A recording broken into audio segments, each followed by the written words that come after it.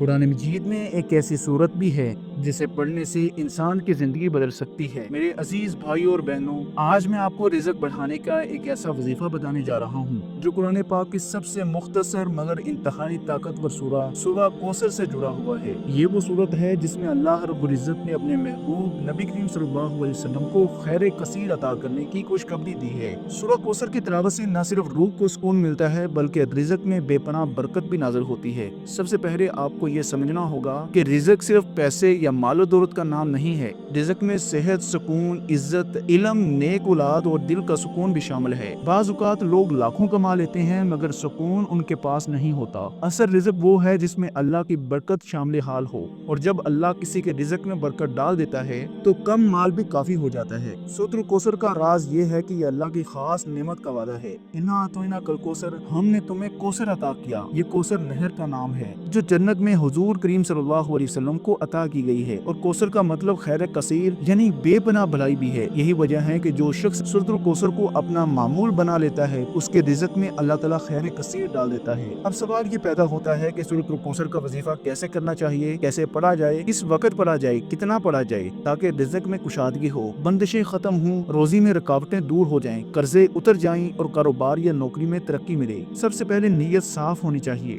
رزق کا مقصد صرف دنیاوی عیش اور آرام نہیں ہونا چاہیے بلکہ اللہ کی رضا بھی مقصود ہو۔ جب آپ رزق کو اللہ تعالیٰ کی رضا اور حلال طریقے سے کمانے کی نیت سے مانگتے ہیں تو اللہ تعالیٰ آپ کے لیے راستے کھول دیتا ہے۔ سب سے پہلے طریقہ یہ ہے کہ آپ روزانہ فجر کی نماز کے بعد سورۃ الکوثر 129 مرتبہ پڑھیں۔ یہ عدد بزرگوں سے منقول ہے اور کئی بزرگان دین نے اس وظیفے سے اللہ کا خاص کرم پایا ہے۔ آپ فجر کی نماز ادا کریں، باوضو حالت میں بیٹھیں اور سکون سے سورۃ الکوثر 129 مرتبہ پڑھیں۔ اس کے بعد اللہ تعالیٰ سے اپنے رزق کی بہتری کے لیے دعا مانگیں۔ انشاءاللہ جلد ہی اللہ راستے کھول دے گا۔ دوسرا طریقہ یہ ہے کہ اگر کسی شخص کا کاروبار میں رکاوٹ آ رہی ہے یا تنخواہ کم ہے یا قرضوں نے اسے گھیرا ہوا ہے تو وہ یہ عمل کرے۔ ہر جمعرات کو عصر اور مغرب کے درمیان کے وقت بہت قبولیت کا وقت ہوتا ہے۔ اس وقت میں آپ باوضو ہو کر بیٹھیں، اول و آخر درود پاک پڑھیں۔ آپ نے 11 مرتبہ درود پاک پڑھنا ہے۔ درود پاک آپ کوئی سا بھی پڑھ سکتے ہیں، آپ صلی اللہ علیہ وسلم پڑھ لیں یا آپ صلی اللہ علیہ محمد پڑھ لیں یا آپ نماز والا درود ابراہیمی پڑھ لیں جو کہ سب سے بیسٹ اور بہتر ہے۔ ایک بار ثواب کی نیت سے میرے ساتھ بھی پڑھیے۔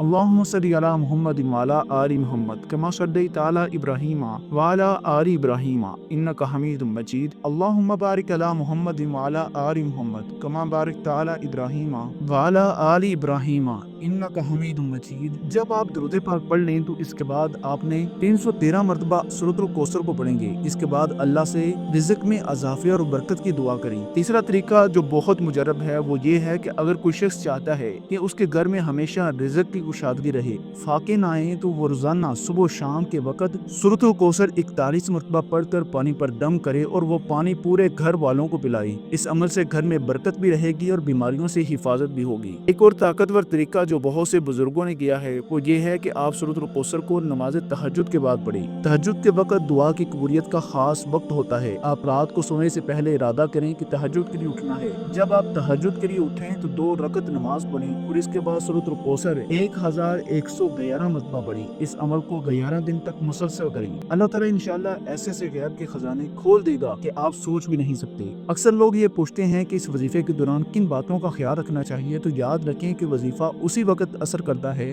جب آپ مکمل یقین کے ساتھ پڑھتے ہیں۔ شک و شبہ کی حالت میں وظیفے اثر نہیں دکھاتے۔ دوسرا یہ کہ حلال کمائی کو اختیار کریں، جھوٹ اور سود سے دور رہیں، حرام طریقوں سے بچیں ورنہ عمل ضائع ہو جائیں گے۔ بعض لوگ کہتے ہیں کہ سورۃ الکوثر کو کاغذ پر لکھ کر دکان یا کاروبار کی جگہ پر رکھ دیں تو رزق میں برکت ہوتی ہے۔ یہ طریقہ بھی جائز ہے بشرط یہ کہ قرآن کا ادب ملحوظ خاطر رکھا جائے۔ آپ صاف کونوں میں سورۃ الکوثر لکھ کر دکان یا دفتر میں اونچی جگہ پر رکھ سکتے ہیں اور اس جگہ کا خیال رکھیں کہ بے ادبی نہ ہو۔ ایک اور مجرب عمل یہ بھی ہے کہ اگر کوئی شخص گھر میں غربت، فاقہ اور خرچ میں بے برکتی محسوس کر رہا ہے تو وہ ہر جمعے کے دن فجر کی نماز کے بعد 7 مرتبہ سورۃ الکوثر پڑھ کر اپنے گھر کے چاروں کونوں میں دم کرے۔ اس سے گھر میں برکت نازل ہوگی اور شیطانی اثرات دور ہو جائیں گے اور رزق کشادہ ہوگا۔